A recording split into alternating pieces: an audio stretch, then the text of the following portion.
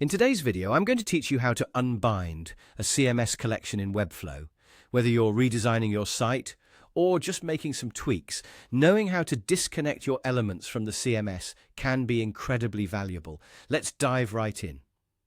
To start, locate the CMS connected element you want to unbind. This is typically an element on your page that's pulling content from your CMS collection, such as a text block, an image, or a list relating to your dynamic data. Once you have identified the element, click directly on it to select it. Now, on the right-hand side of your workspace, you'll notice a small gear icon, which represents the settings for your element.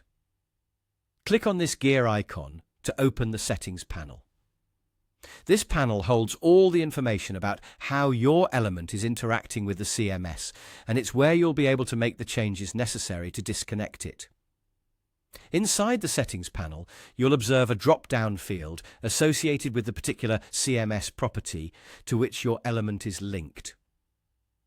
This could be the text of a heading linked to a CMS field, an image tied to the CMS image field, or any relevant component connected to your CMS data. Clicking on this drop-down will reveal a list of options.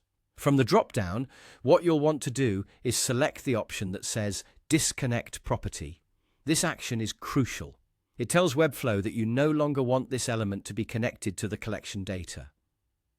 Selecting Disconnect Property effectively disassociates your selected element from the CMS field, allowing you to manage the content of the element manually or connect it to a different resource if required.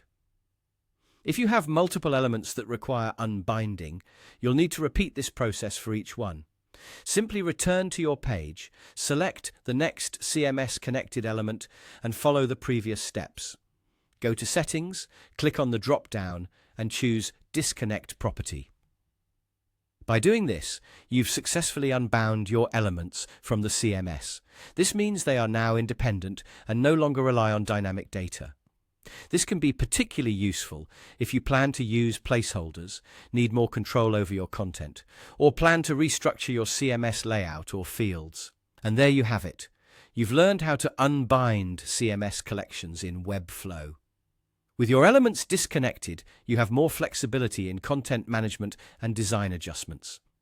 Understanding these settings gives you greater control over your site's content and makes you more versatile when developing in Webflow.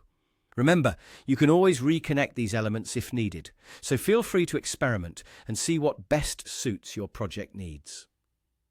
Thanks for watching, and happy designing!